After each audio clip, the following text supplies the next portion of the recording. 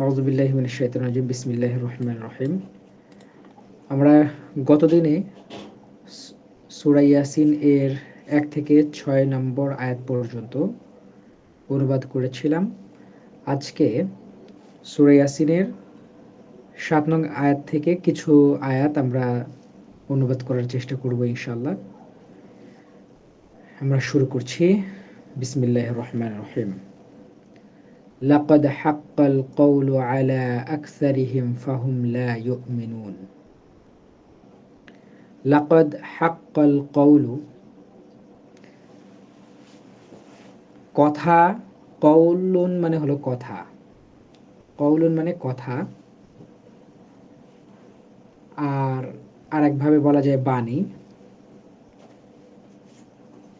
আর এখানে হাক্কা এটা হচ্ছে মাদি এবং তার আগে আসছে কদ, তার মানে মাদি করিব। তার আগে আসছে একটা লাম, লাকদ, তার মানে এই লামটা হলো লামে তাকিদ, লামে তাকিদ।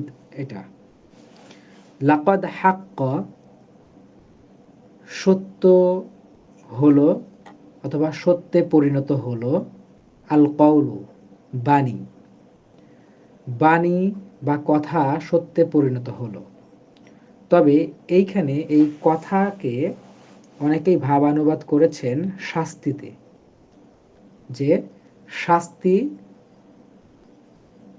বা আযাব সত্যে পরিণত হলো, আলা উপরে, আকসারিহিম তাদের অধিকাংশের। আকসার মানে অধিকাংশ, হিম মানে তাদের। তাহলে তাদের অধিকাংশের উপরে কথা বা বাণী অথবা শাস্তি সত্যে পরিণত হলো।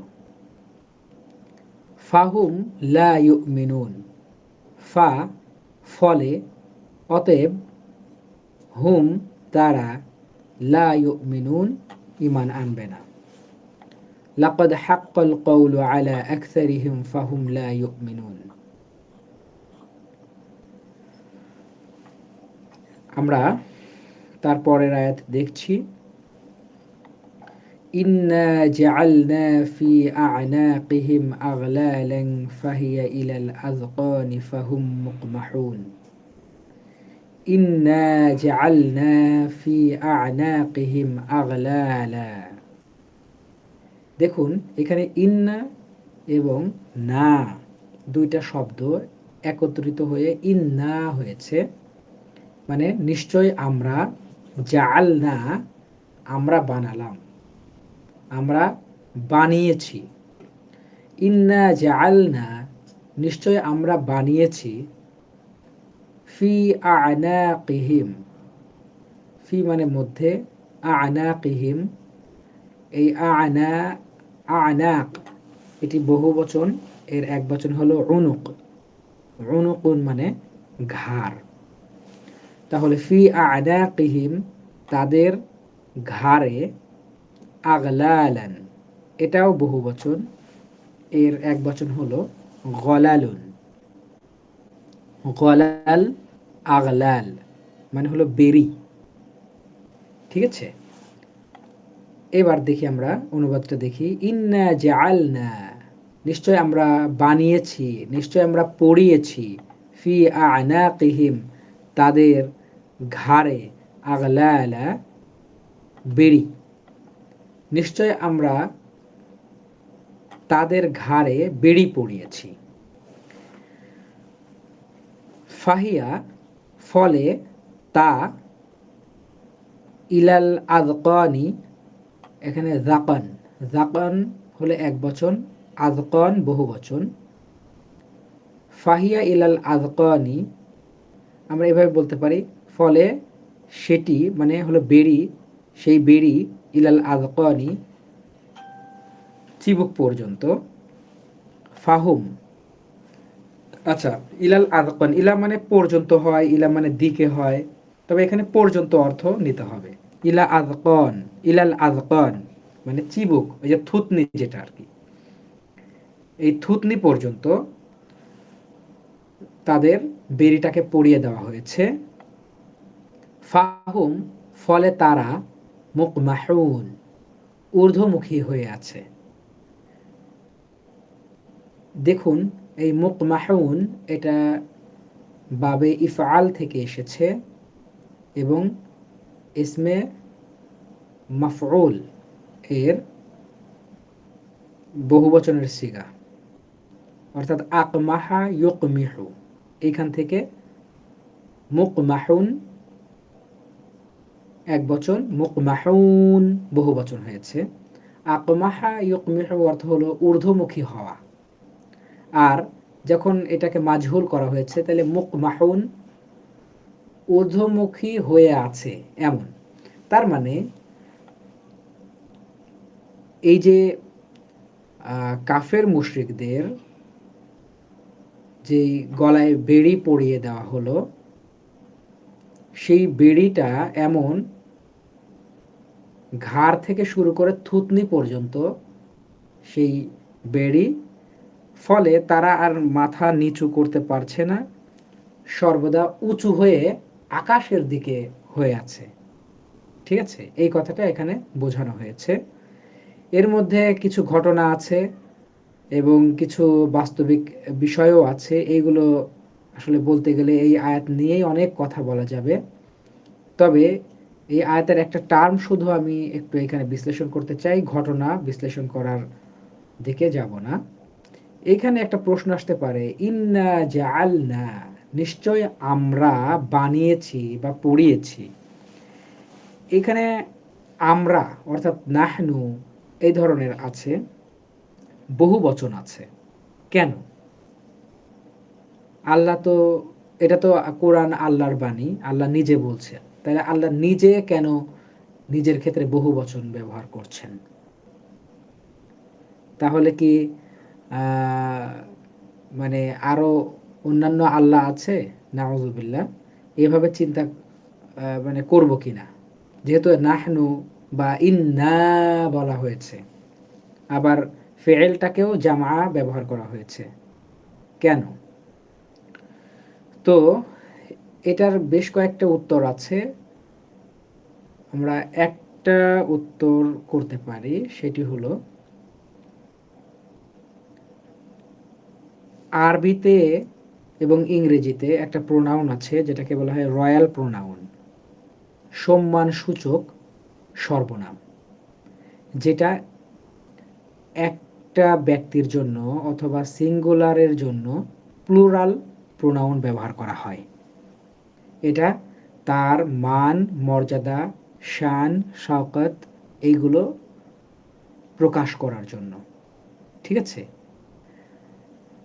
অতএব আমরা বলতে পারি আল্লাহ তাআলা হচ্ছেন আলিম, তিনি হাকিম, তিনি কারিম, অর্থাৎ তিনি বিজ্ঞ, তিনি সম্মানিত এবং সর্বোচ্চ, তিনি সব দিক থেকে উচ্চ। সেই জায়গা থেকে তিনি তার নিজের বিষয়ে এই সকল বিষয় প্রকাশ করার জন্য বহু বচন ব্যবহার করেছেন। আরও দু এক রকমের উত্তর আছে, এটার ব্যাখ্যা আছে, সেটা আমরা যাচ্ছি না। এতটুকু যদি আমরা গ্রহণ করি তাহলেই হবে, অর্থাৎ আল্লাহ যে বহু, এটা ভাবার কোনো সুযোগ নেই, বরং এটি হলো অ্যারাবিক রয়্যাল প্রোনাউন। আচ্ছা, আর আরেকটা কথা আসলে না বললেই না, কেমন ভালো হচ্ছে না, সেটা হলো যে এই যে ইন্না জাআলনা ফি আ'নাকিহিম আগলালা ফাহিয়া ইলাল আযকান ফাহুম মুকমাহুন। ইন্না জাআলনা ফি আ'নাকিহিম আগলালান, নিশ্চয় আমরা তাদের ঘাড়ে বেড়ি পরিয়ে দিয়েছি। ফাহিয়া ইলাল আযকান, আর সেই বেড়িটা তাদের থুতনি বা চিবুক পর্যন্ত বিদ্যমান। ফাহুম মুকমাহুন, ফলে তারা দেখতে পাচ্ছে না। একটা তাফসির এভাবে আসছে যে রাসূল সাল্লাল্লাহু আলাইহি সাল্লাম একদা উচ্চস্বরে কোরআন তেলাওয়াত করছিলেন। তো সেই কোরআন তেলাওয়াত কিছু কাফের মুশরিক শুনছিল, তাদের মধ্যে আবু জেহেলও ছিল। তো এই বিষয়টা তাদের ভালো লাগছিল না। কোরআন তেলাওয়াত হচ্ছে, তারা শুনছে, এটা তাদের কাছে খুবই খারাপ লাগছিল। তো তারা মুহাম্মদ সাল্লাল্লাহু আলাইহি ওয়াসাল্লামকে শাস্তি দেওয়ার জন্য দ্রুত বেগে তেড়ে আসে। এসে তার কাছে আসে এবং তাকে আঘাত করার জন্য উদ্ধত হয়। কিন্তু তাদের হাতের এক্সপ্রেশনটা এরকম ছিল যে কোনো একটা লাঠি দিয়ে অথবা কোনো একটা ঢিল ছুড়তে গিয়ে কি হবে, বল প্রয়োগ করার জন্য সাধারণত কি করি আমরা, হাতটাকে পিছনের দিকে নিয়ে তারপর সামনে আমরা ছুঁড়ে মারি অথবা আঘাত করি। তো আবু জেহাল যখন নিজে এই কাজটা করতে গিয়েছেন, তখন বল প্রয়োগের জন্য পিছনের দিকে যেই হাত নিয়েছেন, সাথে সাথে হাতটা পেঁচিয়ে পেছনের দিক দিয়ে ঘাড়ের উপর দিয়ে একদম এই হাতের মুষ্টিটা তার থুতনিতে এসে আটকে গিয়েছে। তার মানে একদম ঘাড়ের পেছন দিক থেকে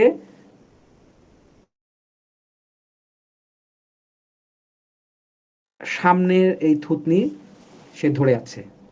অথবা আরেকটা গিয়ে পেছনের দিক দিয়ে মানে আবার ঘুরে আসছে, একদম পেঁচিয়ে আছে, ফলে তার মুখটা ঊর্ধ্বমুখী হয়ে আছে। ঠিক আছে? আর এখানে যে বেরির কথা বলা হয়েছে, তার হাতটাই তার কাছে বেরি হয়ে গিয়েছে। আবার কেউ কেউ বলছেন যে লোহার মতো একটা বেরি আসলে পড়ে তারকে পরানো হয়েছিল। যাই হোক, যেটাই হোক না কেন, তার আবু জেহেলের এই হাত দ্বারা বা অন্য কোনো কিছুর মাধ্যমে গলায় বেরি হয়ে যায় এবং ফলে ঊর্ধ্বমুখী ঘাড় হয়ে যায়। আমরা পরবর্তী আয়াতে যাচ্ছি।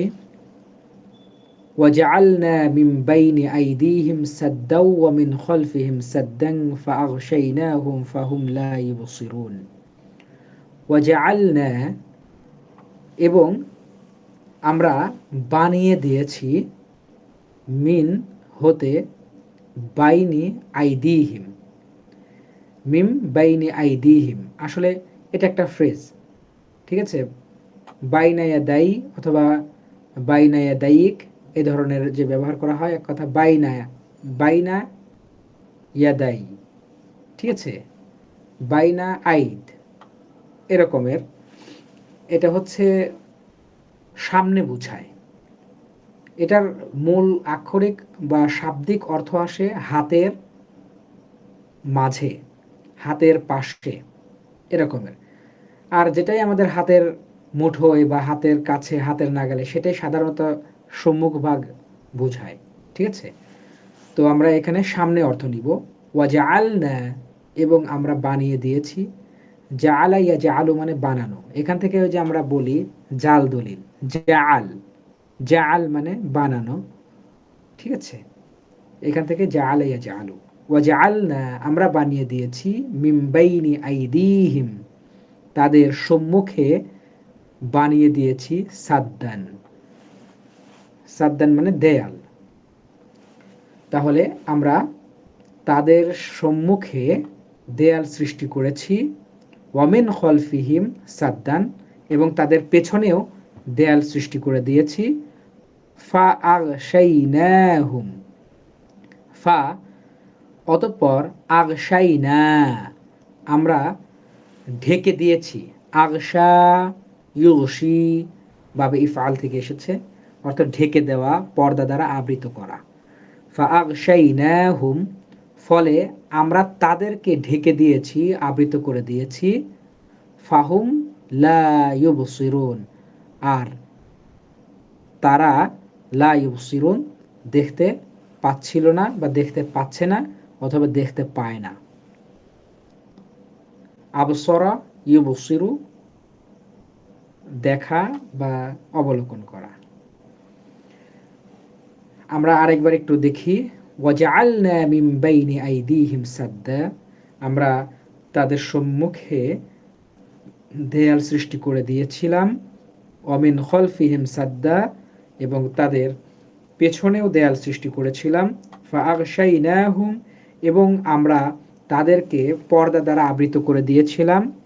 ফাহুম লা ইউবসিরুন, ফলে তারা দেখতে পায় না, ফলে তারা দেখতে পাচ্ছিল না। তার মানে এইখানে ওই যে একটা ঘটনা বললাম সেই ঘটনাই আর কি।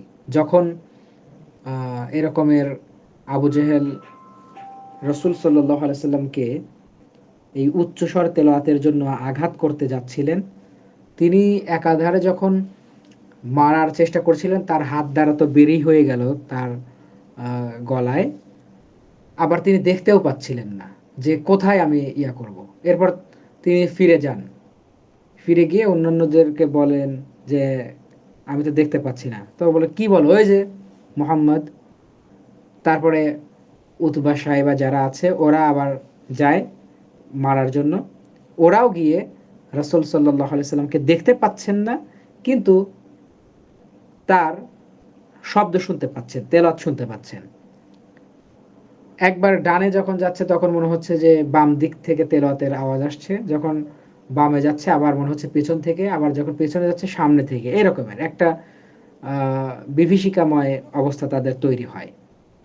এই কাজটা আল্লাহ তাআলাই করে দিয়েছেন, সেইটাই আর কি এখানে কোড করা হয়েছে। ওয়াসাওয়াউন আলাইহিম আআনযারতাহুম আম লাম তুনযিরহুম লা ইউমিনুন।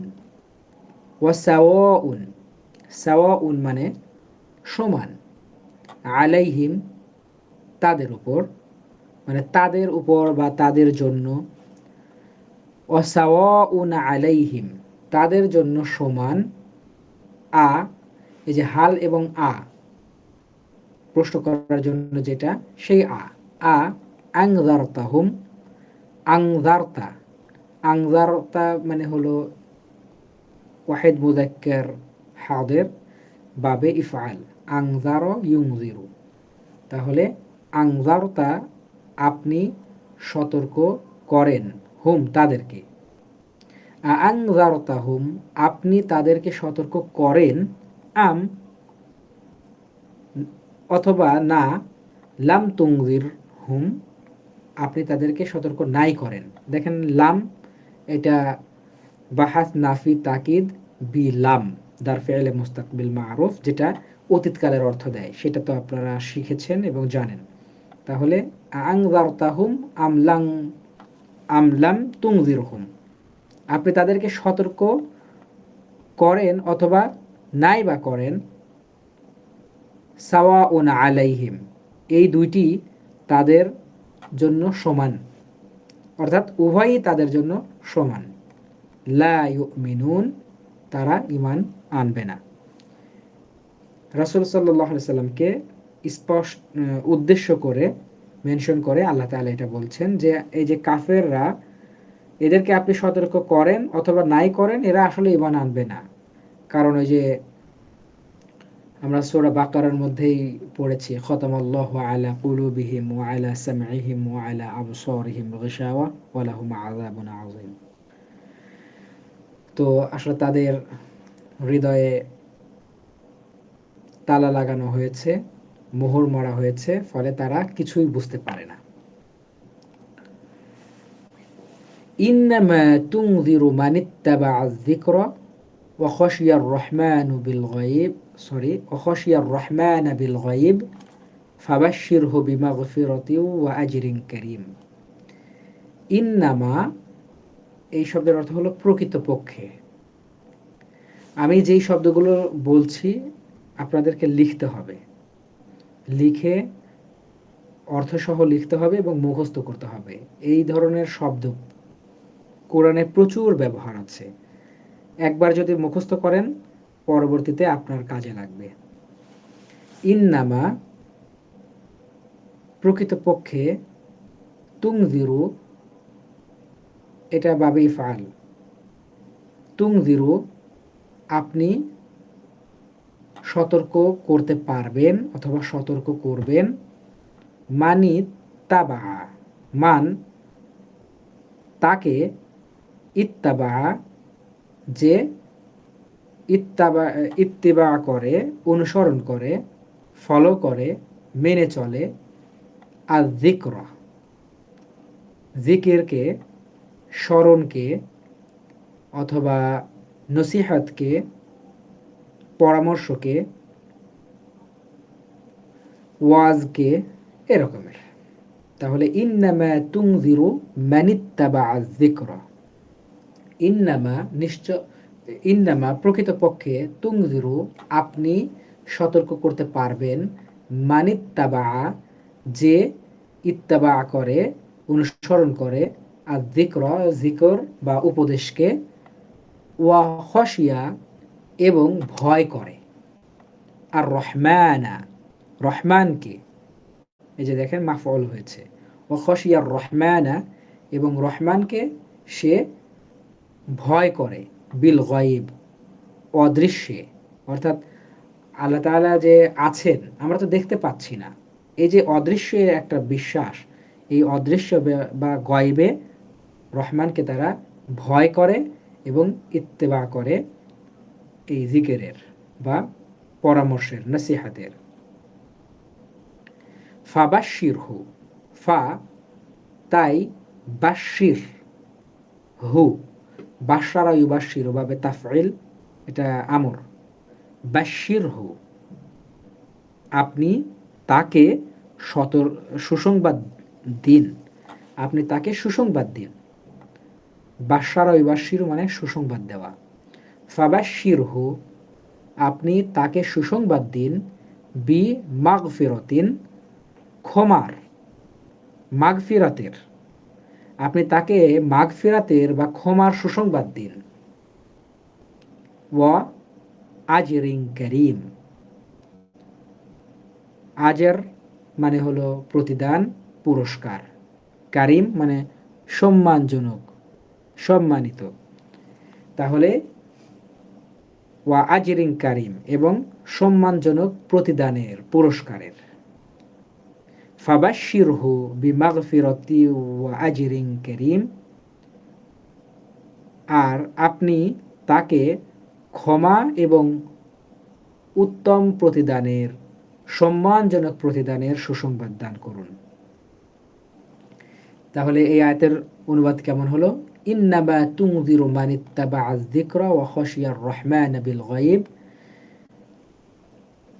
প্রকৃতপক্ষে আপনি তাদেরকেই সতর্ক করতে পারবেন, কেবলমাত্র যারা এই ওয়াজ বা নসিহতকে অনুসরণ করে বা জিকিরকে অনুসরণ করে এবং রহমানকে অদৃশ্যভাবেই ভয় করে। ফাবাশশিরহু বিমাগফিরাতি ওয়া আজরিন কারীম, আর এজন্য আপনি তাকে বা তাদেরকে ক্ষমা, মাগফিরাত এবং সম্মানজনক প্রতিদানের সুসংবাদ দান করুন।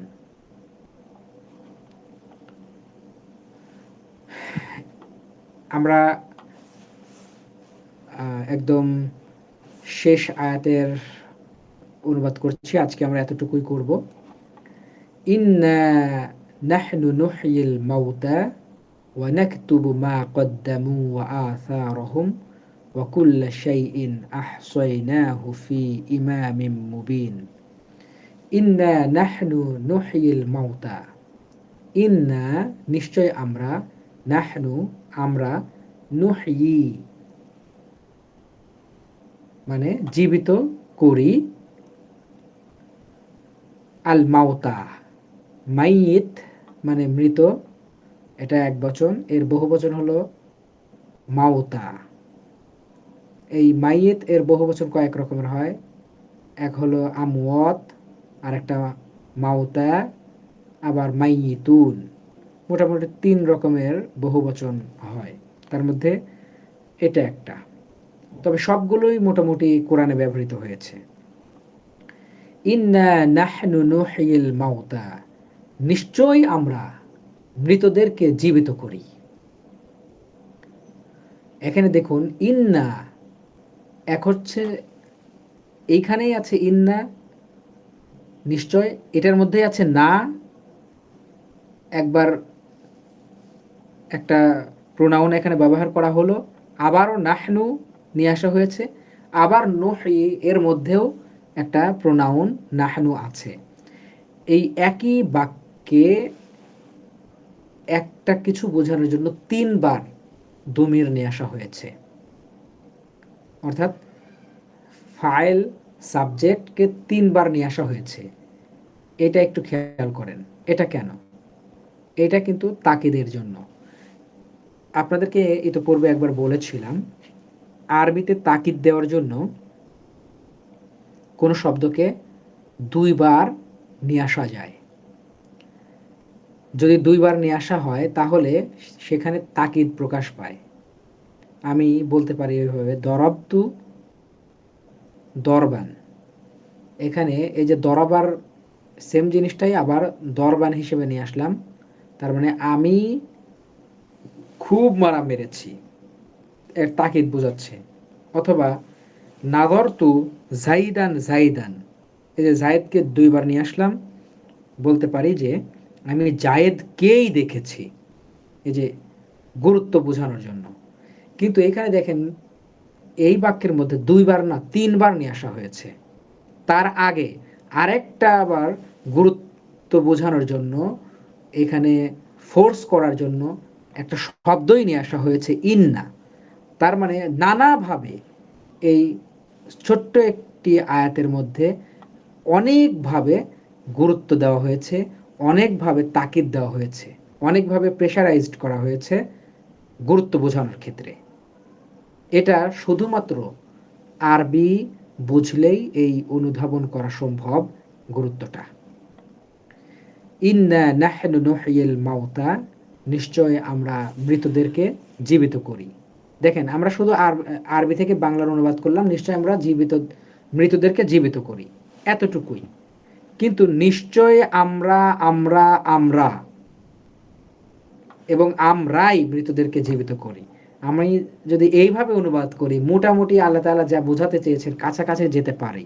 কিন্তু দেখেন বাংলায় এরকমের বললে ভালো লাগছে না এবং বলা যায় না আসলে এভাবে, কিন্তু আরবিতে এটা সম্ভব।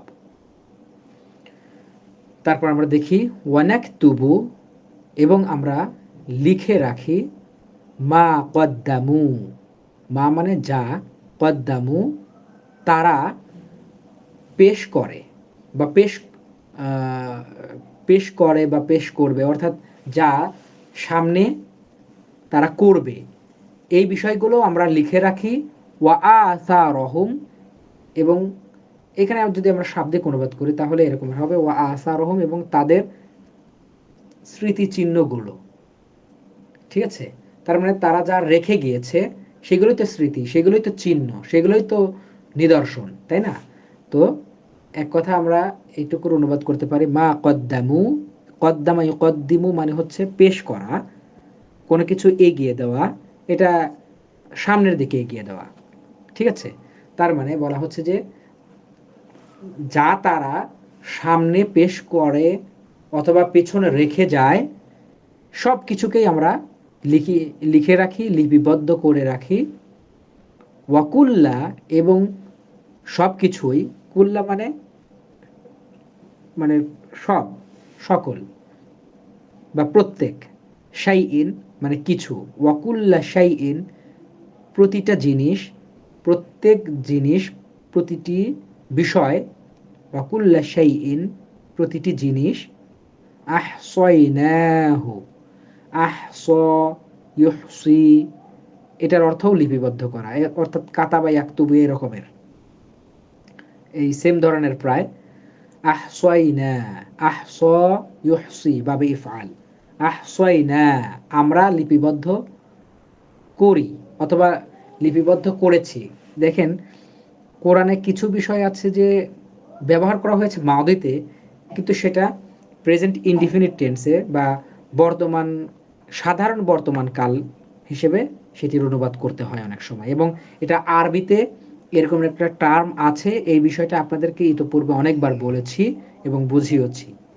এই জন্য মাঝে মধ্যে আমরা বর্তমান কালেও মাদিকে অনুবাদ করে থাকি।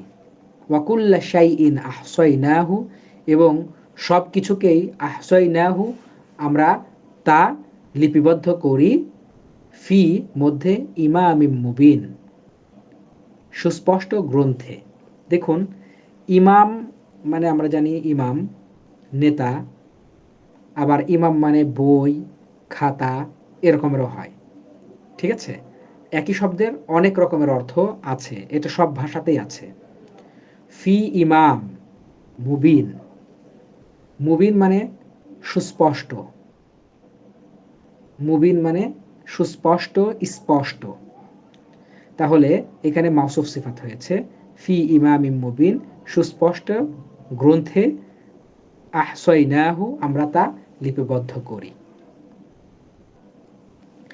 আমরা একটু এই আয়াতের শুরু থেকে দেখি, ইন্না নাহনু নুহিল মাউতা, নিশ্চয় আমরা মৃতদেরকে জীবিত করি, ওয়া নাকতুবু এবং আমরা লিপিবদ্ধ করে রাখি, মা কদ্দামু ওয়া আসারহুম যা তারা সামনে পেশ করে এবং পিছনে রেখে যায়, সব কিছুই আমরা লিপিবদ্ধ করি। ওয়াকুল্লা শাইইন এবং সব কিছুই আহসাইনাহু আমরা লিপিবদ্ধ করি ফি ইমামিম মুবিন একটি সুস্পষ্ট গ্রন্থে। এখন এই ইমামিম মুবিন বলতে আসলে কি, সেই সুস্পষ্ট গ্রন্থটাই বা কি, এই বিষয় নিয়ে অনেক কথা রয়েছে। তবে অনেকেই ইমামিম মুবিন বলতে লাওহে মাহফুজকে বুঝিয়েছেন, যেখানে আর কি কোরআন সংরক্ষণ করা আছে, সেই লাওহা বা সেই ফলকে বা সেই বোর্ডে এগুলোকে লিপিবদ্ধ করা হয়। ঠিক আছে, এটা অনেকেই আর কি বোঝানোর চেষ্টা করেছেন বা তাফসির করার চেষ্টা করেছেন। আসলে এই ইমামি মুবিন বা সুস্পষ্ট গ্রন্থ যে আসলে কি বা সেটা কোথায় আছে, সেটা আল্লাহু আলাম। আমরা আজকে এতটুকু দেখছি, আর শুরু থেকে এই পর্যন্ত আপনাদেরকে ভালোভাবে পড়তে হবে এবং প্রতিটি শব্দ আলাদা আলাদা করে আপনারা লিখবেন, মুখস্থ করবেন এবং কোথায় জের জবর হলো, কেন হলো, আর কেন ওই রকমের হলো না ইত্যাদি বিষয়গুলো আপনারা চিন্তা করবেন। এইখানে আরও অনেক কিছু বিশ্লেষণ করার আছে, কিন্তু আমি মনে করেছি যে এতটুকু বললে আপনারা বোঝার কথা, কারণ আপনাদেরকে ইশারা দিলে এতটুকু বুঝবেন, এতটুকু বিশ্বাস আপনাদের প্রতি রাখতে পারি, সেই জায়গা থেকেই এইভাবে অনুবাদ করলাম। এছাড়াও যদি কোনো সমস্যা হয়, গ্রুপ আছে সেখানে প্রশ্ন করবেন, ইনশাল্লাহ উত্তর করার চেষ্টা করব। আর সামনের দিনে আগে আপনাদের এই অনুবাদগুলো শুনবো এবং আমি নিজেই আপনাদেরকে প্রশ্ন করব, তার যথাযথ উত্তর আপনারা করবেন। তারপর নেক্সট যেই ক্লাস বা যেই অনুবাদ পরবর্তী অংশ থেকে আমরা সেটি করব ইনশাল্লাহ। আল্লাহ তাআলা আমাদের সবাইকেই ভালো রাখুন, সুস্থ রাখুন এবং পবিত্র কোরআনুল কারীমকে বোঝার তৌফিক দান করুন। আল্লাহুম্মা আমিন। আসসালামু আলাইকুম ওয়া রাহমাতুল্লাহি ওয়া বারাকাতুহু।